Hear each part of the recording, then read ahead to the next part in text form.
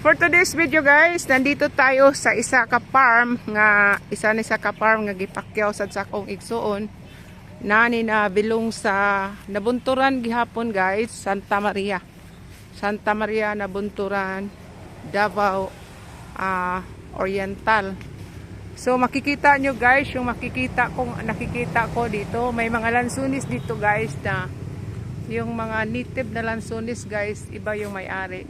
Parang ano ito yung may-ari ng lupa pero binaliwala na nila guys dahil hindi naman gaanong maraming bunga. So ito yung daan guys patungo doon sa farm na may-ari ng farm na isa siyang retired army guys. Kaya puntahan natin guys, ipapakita ko sa inyo yung mga filer namin guys at saka yung mga harvester nandun na.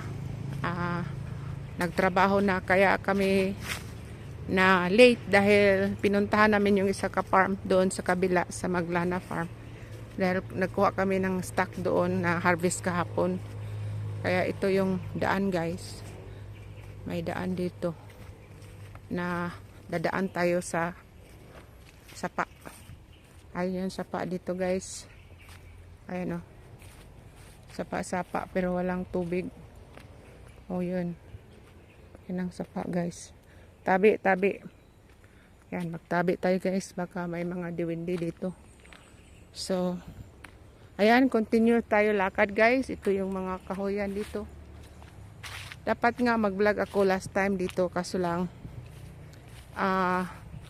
parang tinamad ako guys, kaya for the second time na nandito ako, kaya nag vlog na lang ako guys.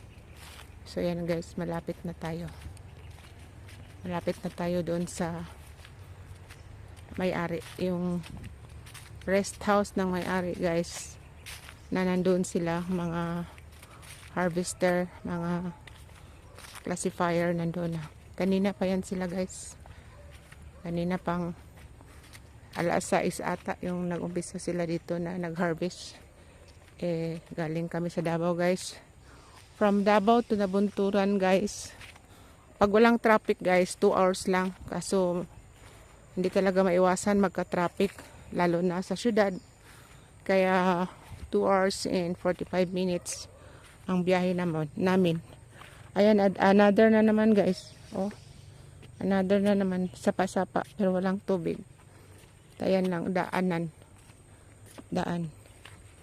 So ayan guys, malapit na tayo guys.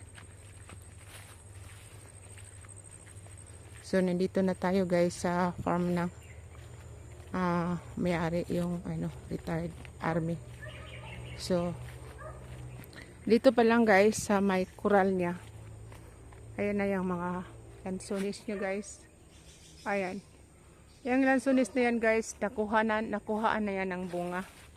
Dito sa kabila guys, ayan guys, wala pa, hindi pa yan naakyat guys. Kaya maraming bunga, tingnan nyo. Ewan ko kung makikita nyo dito dahil madilim kasi. Yan, marami yung bunga nasa ilalim. So punta na tayo doon guys. Ayan pa yung mga puno guys, pero napagharbisan na yan guys. Dito tayo. Itong puno na to guys, hindi gaanong malaki. Ayan, naharbisan na rin. So yan guys, continue tayo guys.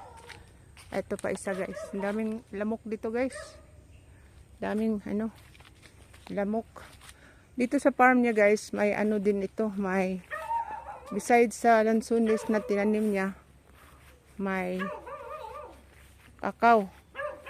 Ayan yung mga kakao guys, kita nyo guys, ito yung mga kakao na tanim ng parang hindi lang lansunis ang tinanim niya, tinaniman din niya ng kakao.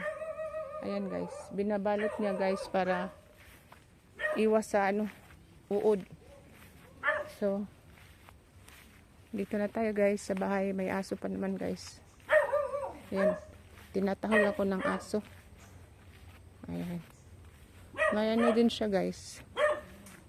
Ayan yung aso nila guys, tahol lang ng tahol.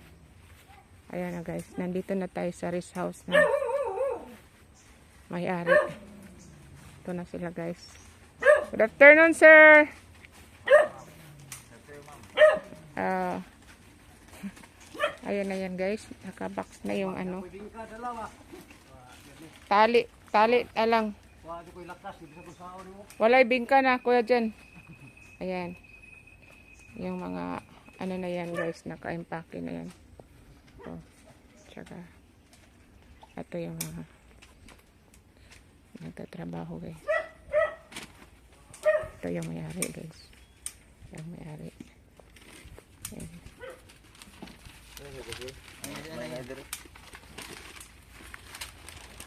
So yun guys, nakikita niyo.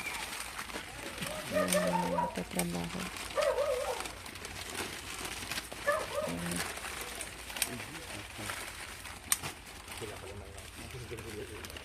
Hindi ako ipasiguro sir kay natandog na naman dati. Kailangan ko lang guys. So hanggang dito na lang guys. Thank you for watching.